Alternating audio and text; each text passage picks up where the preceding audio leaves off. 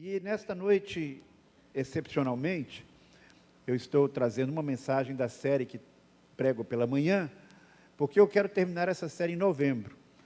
E em dezembro a gente já começa as festividades de Natal, e também no mês de novembro nós vamos ter alguns cultos especiais, em que vamos falar sobre outros temas. Teremos pelo menos 2 cultos de batismo. Estamos aí com um grupo bem expressivo, se preparando para dar esse passo. E então eu decidi que nesta noite eu daria continuidade a esta série para que a gente possa então concluí-la nos próximos domingos.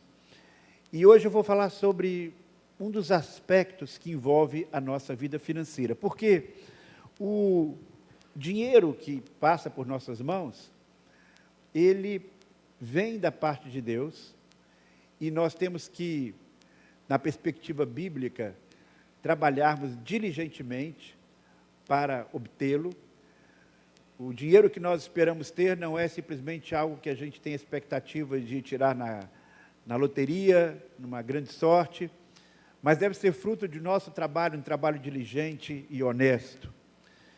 E o administrador, que é o administrador que trabalha dentro dos princípios da palavra de Deus, esse administrador competente que Deus deseja que sejamos, ele também é um prudente consumidor, porque obviamente nós temos necessidade, precisamos consumir, mas falamos aqui sobre os perigos de um consumo excessivo, de gastar mais do que você deve, e aí adicionamos a palavra devedor, porque algumas vezes nós vamos ter algumas dívidas, a expressão cauteloso.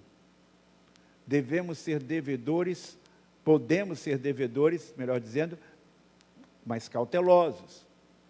Para cada uma dessas palavras, nós estamos acrescentando um adjetivo, que nos ajuda a compreender como devemos lidar com esse aspecto. E hoje, e no próximo domingo pela manhã, eu quero falar como você pode ser um abençoado doador. Sim, porque o dinheiro que passa pelas nossas mãos, ele pode ter, a grosso modo, 3 destinos. O dinheiro que você gasta para si, para a sua família, o dinheiro que você investe, o dinheiro que você poupa, e o dinheiro que você doa. Então, é nessa perspectiva que nós vamos trabalhando. Ganhamos o dinheiro de forma honesta, com um trabalho diligente, consumimos com prudência, se assumimos dívidas, fazemos essas dívidas dentro do nosso orçamento, portanto, com cautela. E quanto à doação? Temos que ter em mente que Deus nunca planejou que o dinheiro que passa por nossas mãos é exclusivamente para o nosso benefício pessoal. Um administrador competente dos recursos de Deus não é uma pessoa egoísta. Não guarda para si além do que é devido e permitido pelo dono de todo o dinheiro. O administrador competente crê naquela palavra que Jesus trouxe e que foi apresentado somente lá no livro de Atos, não aparece nos evangelhos, mas aparece como Jesus falando, que há mais felicidade em dar do que receber. Ou numa outra tradução, é melhor dar do que receber. Será que nós acreditamos realmente nisso? Entre ganhar e receber, o que você prefere? Será que existe de fato um prazer em doar? Que tipo de sentimento vem ao seu coração quando você recebe um pedido de doação? Nós temos que enfrentar várias questões diante dos desafios de doação. Quando nós pensamos na nossa responsabilidade de doar, a quem eu vou doar? Quanto eu devo doar? Por quanto tempo eu devo doar? Quais os benefícios que eu poderei ter doando? Todos nós recebemos, de todos os lados, apelos para doação.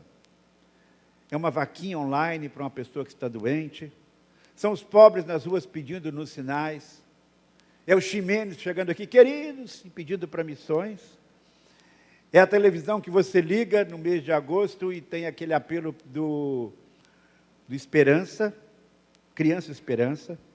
É um político até que faz um pedido para uma doação pessoal. É o pastor lembrando que você tem a responsabilidade de entregar o seu dízimo.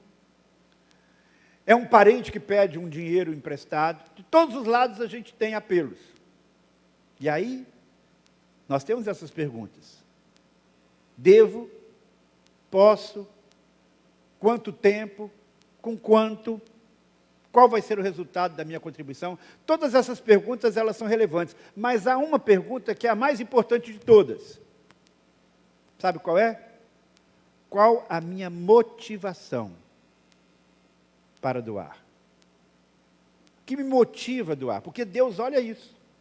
Primeira coisa que Deus olha é a motivação do nosso coração, quando nós nos dispomos a doar. Por isso que se você deseja ser um doador abençoado por Deus, você precisa, logo de início, avaliar as suas reais motivações para doar.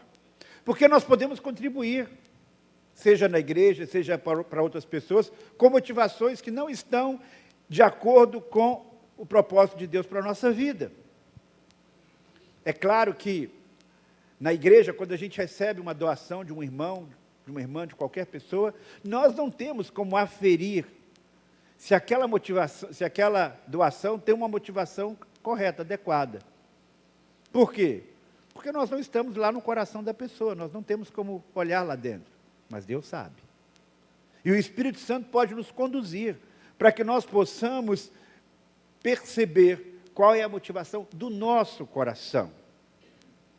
E eu quero falar então aqui sobre algumas motivações erradas, para que você caminhe na direção da motivação certa. Uma motivação errada, segundo a Bíblia, é doar, como a gente diz popularmente, para aparecer. Doar para ganhar a admiração dos outros. Jesus Cristo deixou isso muito claro quando ele disse: portanto, quando você der uma esmola, não anuncie isso com trombetas, como fazem os hipócritas nas sinagogas e nas ruas. Eu lhes garanto que eles já receberam a sua plena recompensa. Mas quando você der esmola, que a mão esquerda não saiba o que está fazendo a direita, de forma que você preste ajuda em segredo, e seu pai, que vê o que é feito em segredo, o recompensará. Então, doar para poder se exibir, para poder dizer: olha, muito bem, essa pessoa é muito generosa, cidadão benemérito, ter uma placa, ter um reconhecimento, não é uma motivação adequada. Essa questão é tão séria, que um dos primeiros problemas que aconteceu na igreja lá em Jerusalém, foi que um casal, que você já ouviu falar sobre ele, Ananias e Safira, venderam uma propriedade, e querendo ganhar a admiração de todo mundo, disseram: olha, nós vendemos essa propriedade, estamos dando todo o dinheiro da venda para a igreja, para o benefício dos irmãos aí. Fizeram questão de dizer isso, e ainda mentiram, porque eles tinham retido uma parte do dinheiro para si. O erro deles foi duplo, tanto a mentira, quanto a exibição. Então, quando você, por alguma razão, doa, mas lá no fundinho do seu coração você quer ser reconhecido, quer que o pastor destaque que você doou, você precisa revisar e pedir perdão a Deus. Outro equívoco na questão da doação é doar para conseguir algo de Deus. Deus não pode ser comprado com as nossas doações. No fundo, a pessoa está dizendo assim: eu contribuo, Senhor, mas eu quero algo em troca. É aquela pessoa que entrega o dízimo, mas naquela expectativa: mês que vem Deus tem que me dar um emprego com um salário melhor. Senhor, eu estou te dando esse dinheiro aqui, mas tu sabes, quero um carro novo. Eu quero comprar aquele imóvel. Porque o pastor da minha igreja diz que se eu der fielmente, eu vou ter essa bênção. Acontece que algumas vezes esse desejo, essa expectativa não é satisfeita. E se a pessoa não tiver maturidade, se a pessoa acredita que Deus tem essa obrigação de dar a ela alguma coisa, porque ela deu uma contribuição na igreja, ela vai ter aquele sentimento: Deus falhou comigo. Não foi Deus que falhou com você, meu irmão. Foi você que desenvolveu uma expectativa que não tem base na palavra de Deus. Nas relações humanas, muitas vezes existem doações que são feitas nessa base. Eu te dou agora para que amanhã você possa me dar alguma coisa em troca. Mas isso não funciona com Deus. Nas relações humanas, você diz, eu ofereço a minha casa para um jantar na expectativa de que você me convide também para um jantar ainda melhor na sua. Mas com Deus, isso não funciona, até porque Deus é capaz de saber exatamente qual é a sua real motivação. E o Deus da Bíblia não é o Deus da barganha, definitivamente. Outras vezes, uma pessoa dá com a motivação errada, porque ela pensa assim, eu doando, Deus vai ser mais legal comigo e vai me dar licença para pecar.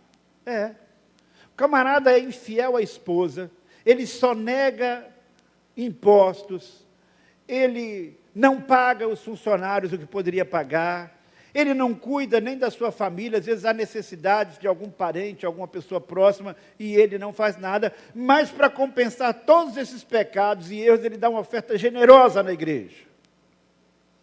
Essa situação, meus irmãos, você pode dizer, existe, pastor? Existe, porque já existia no tempo da Bíblia. O povo estava envolvido com idolatria, o povo estava cometendo imoralidade sexual, o povo quebrou a aliança que tinha com o Senhor, eles eram injustos com a viúva e com o órfão, eles rejeitavam a lei de Deus, tudo isso está lá no Antigo Testamento, especialmente no livro de Isaías. Por isso o profeta, considerando todo esse cenário, ele faz a seguinte advertência, palavra de Deus para o povo, aliás, Jeremias, de que me serve o incenso trazido de Sabá, ou o cálamo aromático de uma terra distante? Os seus holocaustos não são aceitáveis, nem me agradam as suas ofertas. Percebe? Eles estavam fazendo um monte de coisa errada, mas chegavam lá e ofertavam para o Senhor. E Deus dizia, eu não aceito essa oferta. Você não me compra com isso, não. Não vou abater os seus pecados por causa dessa contribuição, não. No contexto do Novo Testamento, nós temos essa mesma ênfase. Jesus Cristo, no confronto com líderes religiosos do seu tempo, ele faz uma denúncia, porque alguns desses líderes tinham responsabilidade familiar de cuidar dos seus pais idosos, pais que necessitavam da sua ajuda. Mas sabe o que eles faziam? Por incrível que pareça, eles deixavam de cuidar dos seus pais, ou até mesmo eles estimulavam outras pessoas a que não cuidassem devidamente dos seus pais no sentido financeiro, que era uma responsabilidade deles, e eles pegavam uma oferta, chamada oferta de Corbã, que era uma oferta específica para ser entregue lá no templo, e eles então, ao invés de sustentarem os pais, eles diziam, não, essa oferta aqui, esse dinheiro aqui vai ser minha oferta de Corbã, e eu fico liberado de ajudar os meus pais. Mas não tinha isso na lei. Os homens que tinham inventado isso, os fariseus que tinham inventado isso. Então, eles entregavam a oferta no templo, eles requeriam a oferta das outras pessoas, mas eles estavam enganando. Olha só o que Jesus falou. Vocês afirmam que se alguém disse ao pai e à mãe, qualquer ajuda que vocês poderiam receber de mim é Corbã, isto é, uma oferta dedicada a Deus, vocês desobrigam de qualquer dever para com seu pai e a sua mãe, assim vocês anulam a palavra de Deus por meio da tradição que vocês mesmos transmitiram. O negociata com Deus não funciona. Dou o meu dízimo e vou viver do jeito que eu quiser. E esse dízimo, então, abate, ou me dá licença para pecar. Não, de jeito nenhum, meu irmão. Um outro equívoco também, é quando a pessoa dá uma motivação, uma expectativa, de que ela vai receber o perdão dos pecados no sentido eterno. Falando aqui de perdão para o momento, como uma espécie de licença para pecar. Mas eu me refiro aqui a uma coisa que aconteceu muito na Idade Média. Vocês se lembram que na época de Lutero, a igreja foi se afastando dos caminhos do Senhor. E um dos indícios desse afastamento é que eles vendiam as indulgências, que era um documento, que era um certificado dizendo que se você comprou aquele papel, você teria o perdão dos pecados de Deus e você teria um lugar garantido lá no céu. A ideia, então, era pagar por uma bênção celestial a ser recebida no futuro, depois da morte. Um desses monges dominicanos da Idade Média mais famosos, um desses monges foi John Tetzel. Ele era considerado o maior vendedor de indulgências da Europa. E ele tinha até mesmo uma frasezinha que ele usava quando ele passava nas cidades. Ele dizia assim: assim que a moeda bate no fundo do cofre, uma alma sai do purgatório. Vou contribuir para garantir meu lugar lá no céu. Não tem nenhuma base bíblica. Uma outra motivação errada é você dar por uma mera obrigação. Deus disse que eu tenho que dar, então vou dar, pronto, vou me livrar dessa obrigação. Como quem paga um imposto. Acho que poucas pessoas pagam imposto felizes, né? Você paga muitas vezes porque tem que pagar, por isso que o nome é imposto. Mas na Bíblia não é imposto. Porque, embora haja obrigação, mas a atitude do seu coração não é que como quem paga está pagando uma obrigação. Isso é tão verdade que a Bíblia diz que, lá no comecinho de todas as coisas, na primeira família, 2 irmãos apresentam a Deus a sua oferta, Caim e Abel. E Deus aceita a oferta de um e rejeita a oferta de outro. E por que que Deus aceitou a oferta de um e rejeitou do outro? A Bíblia diz claramente que Caim deu a sua oferta ao cabo de dias, no final lá da colheita ele deu. Já Abel ofereceu a Deus as primícias, as primeiras crias, ele ofereceu a Deus o seu melhor. Quando Jesus Cristo está vendo as pessoas contribuindo lá no templo, ele vê uma mulher viúva entregando lá suas moedinhas, e Jesus vê os ricos contribuindo, e olha a observação que Jesus faz: todos aqueles homens ricos deram do que lhes sobrava, mas ela, na sua pobreza, deu tudo o que possuía para viver. Ou seja, ela deu de coração. Ela não tinha naquele dia, naquele momento ali, muitos recursos, mas o que ela tinha naquele momento, ela entregou. Porém, os outros deram as sobras, que estava lá sem uso. Também erra aquele que doa na igreja, aquele que doa no contexto do reino de Deus, mas como quem paga um carnê para ser sócio de um clube. Eu vou entregar o meu dízimo aqui na igreja, mas, por favor, eu quero tudo funcionando perfeitamente bem. O estacionamento tem que ser de uma rata, o ar-condicionado tem que estar na temperatura que eu gosto, o som tem que estar na altura que é adequada, a escola dominical tem que estar com tudo funcionando, porque se não for assim, eu não está valendo a minha contribuição. Estou pagando, quero um berçário de qualidade para o meu filho. Aliás, tem gente até que talvez escolhe a igreja com base nisso, né?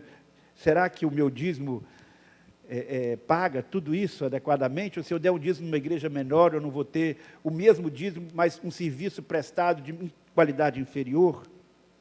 Não, meus irmãos.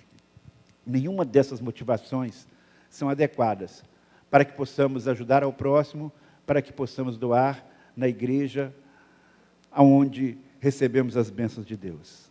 Então, qual é a motivação adequada? Penso que 2 palavras, dentre outras, expressam bem aquilo que Deus espera ver no seu coração e no meu coração: a gratidão a Deus e o amor. Essas 2 motivações são nobres. Essas são as motivações que Deus espera ver no nosso coração quando nós entregamos uma oferta, quando nós abençoamos a vida de alguém. Por quê? Porque tudo, absolutamente tudo que nós recebemos vem de Deus. Hoje de manhã já mencionei aqui, e você vai ouvir esse versículo várias vezes ao longo desta série, porque ele é a base de tudo. Tiago, capítulo 1, versículo 17, toda boa dádiva e todo dom perfeito vem do alto, descendo do Pai das luzes, que não muda como sombras inconstantes.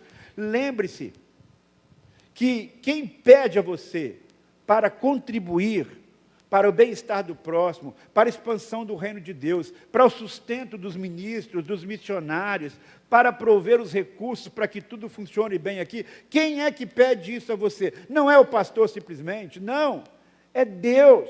Nós apenas comunicamos aquilo que Deus coloca na sua palavra. É Deus quem concedeu a você a saúde, os talentos, as habilidades, as oportunidades.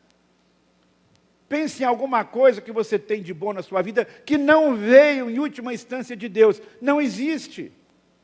Nenhum de nós pode chegar a dizer, eu cheguei aqui sozinho, sem a ajuda de ninguém. Não.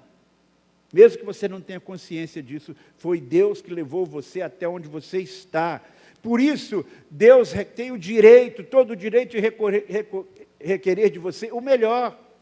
Por isso que nós temos na sua palavra a seguinte orientação: honra ao Senhor com a tua fazenda e com as primícias de toda a tua renda. Então, aquele doador abençoado, ele entende que a sua prioridade no uso do dinheiro não é para si mesmo, mas é para o Senhor. É entregar uma oferta para Deus, são as primícias, o primeiro lugar, o melhor da colheita, como já mencionei, como Abel ofereceu o melhor do seu rebanho.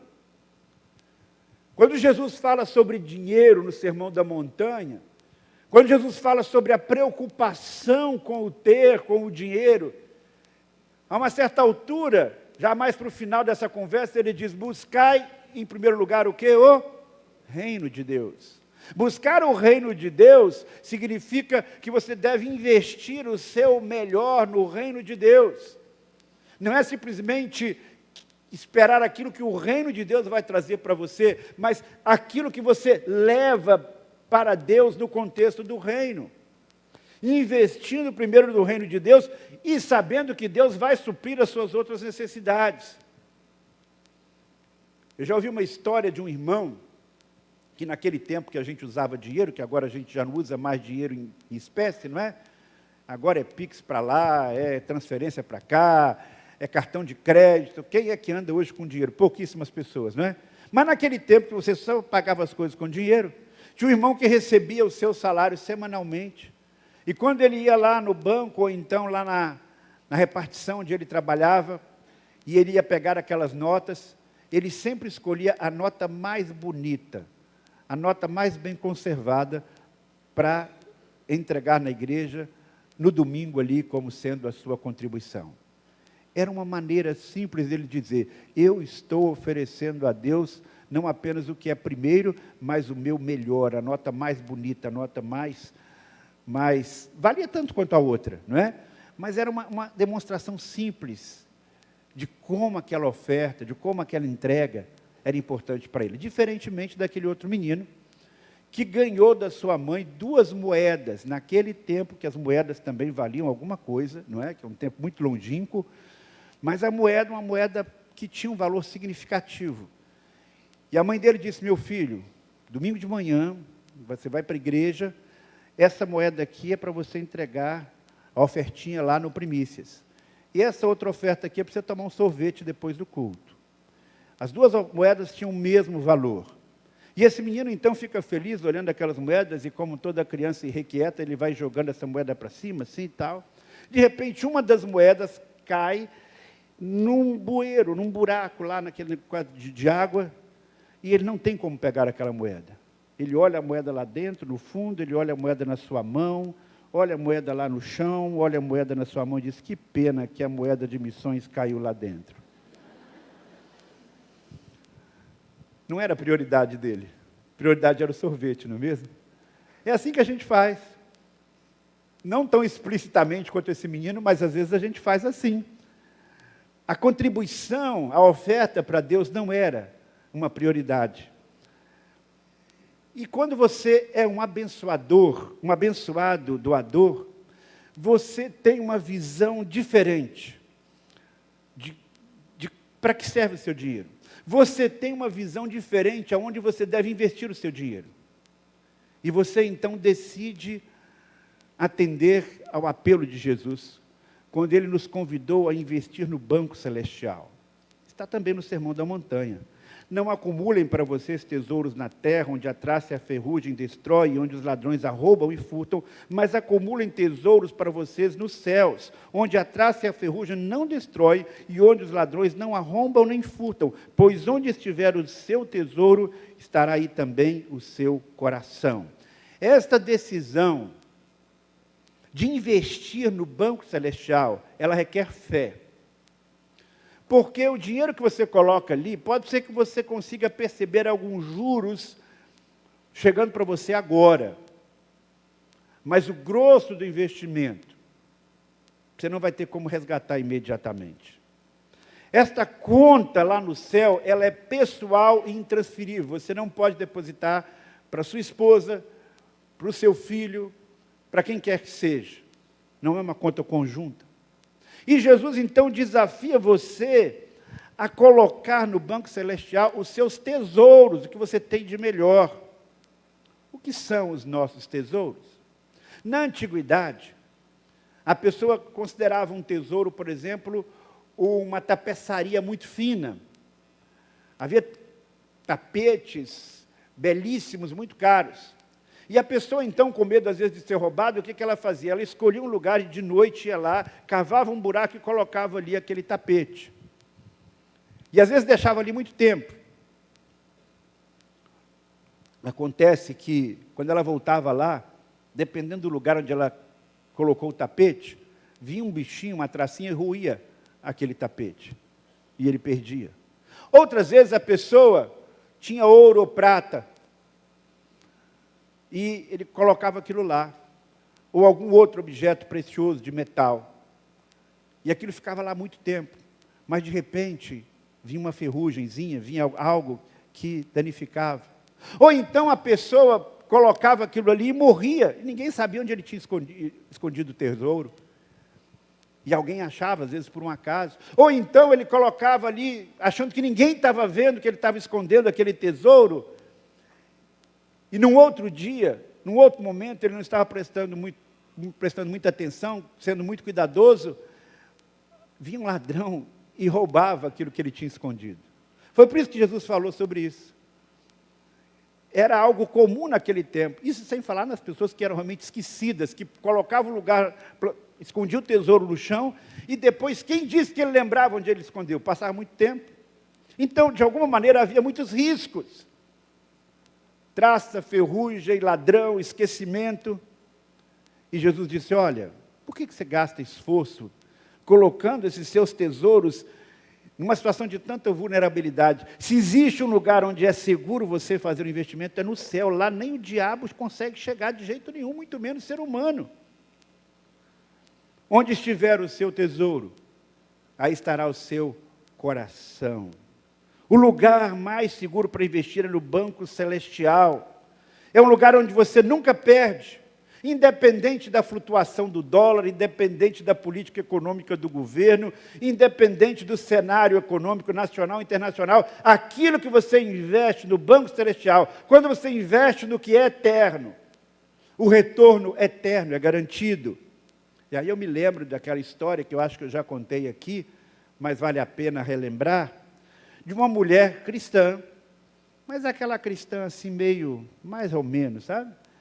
Ela era muito rica, e ela tinha na sua casa uma funcionária, uma empregada que era muito pobre, mas ao mesmo tempo muito fiel. E ela, essa mulher rica, nem gostava muito das atitudes desta irmãzinha, porque ela, apesar de trabalhar com diligência na casa, no domingo era sagrado ali na igreja, e ela gostava de ir nas reuniões de oração, e depois que ela terminava o seu trabalho, ela tinha suas obrigações, e ela gostava de contribuir com fidelidade, enquanto aquela mulher rica ficava muito incomodada com os apelos do pastor na área de finanças, ela era muquirana, não pagava direito, enfim, até que as duas morreram, e foram as duas para o céu.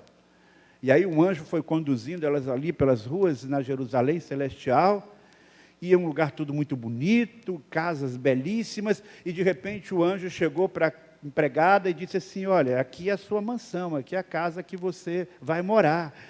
E ela ficou muito feliz e entrou na sua casa, convidou inclusive a patroa para conhecer a sua nova casa agora, uma casa muito diferente daquele quartinho que ela vivia lá na terra. E aquela mulher rica ficou pensando, puxa vida, se a casa da minha empregada está nesse nível aqui, imagina o meu duplex, né? E aí eles continuaram andando, e à medida que eles foram andando, apesar de toda a beleza do céu, foi percebendo que estava num bairro mais simples.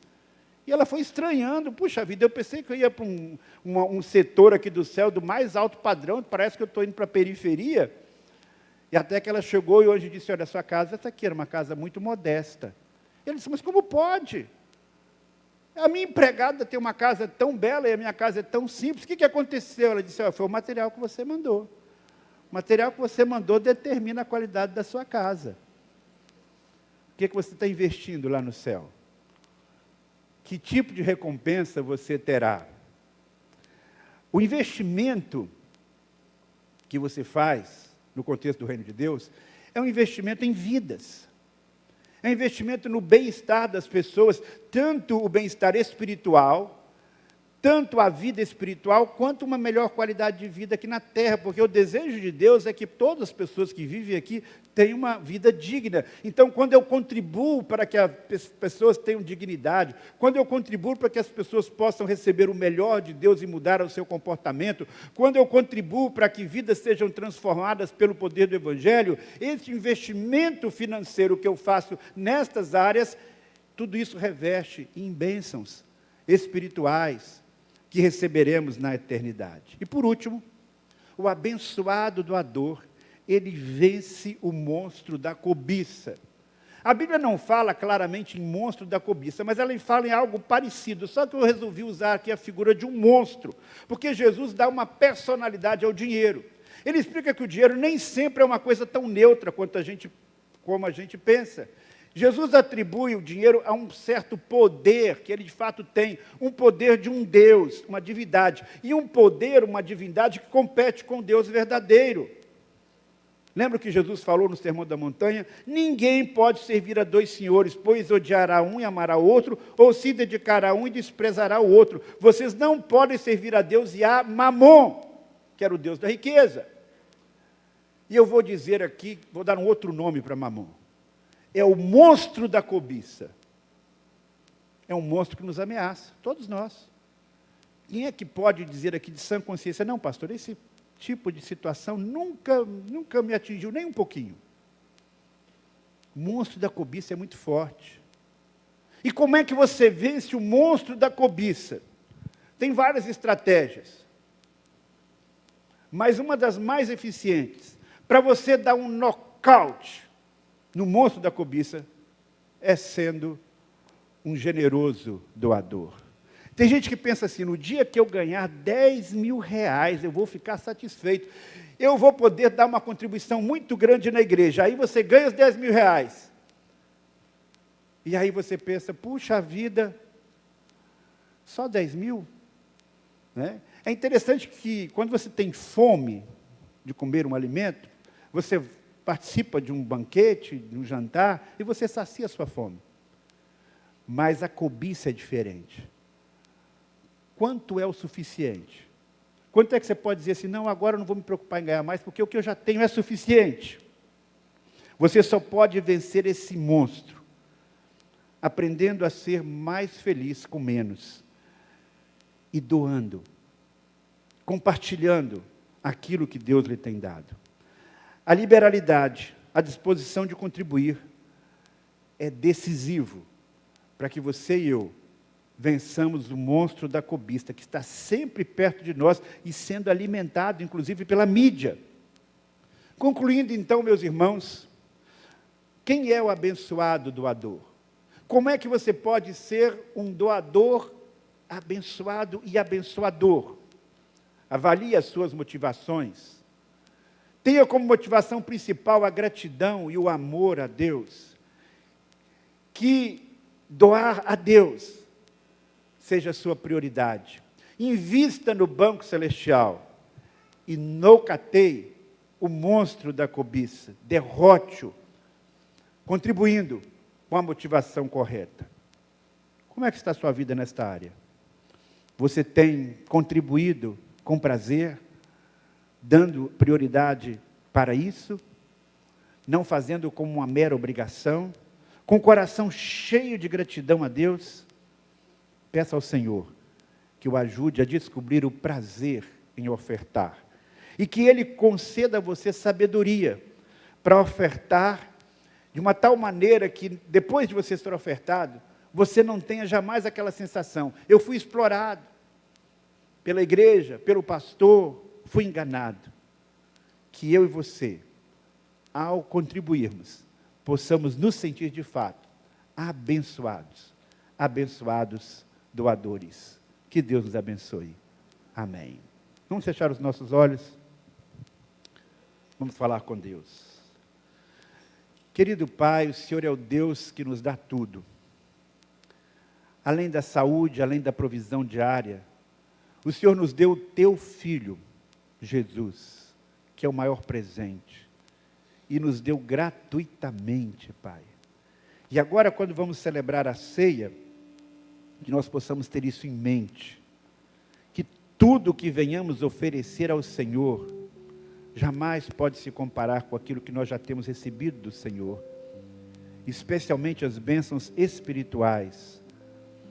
Que nenhum de nós se engane tentando barganhar com o Senhor qualquer benefício em troca de uma contribuição, de uma entrega do dízimo, mas que estas ofertas, a nossa participação financeira na igreja, a ajuda ao próximo, seja de fato sempre uma expressão de reconhecimento do teu amor, da tua graça sobre as nossas vidas.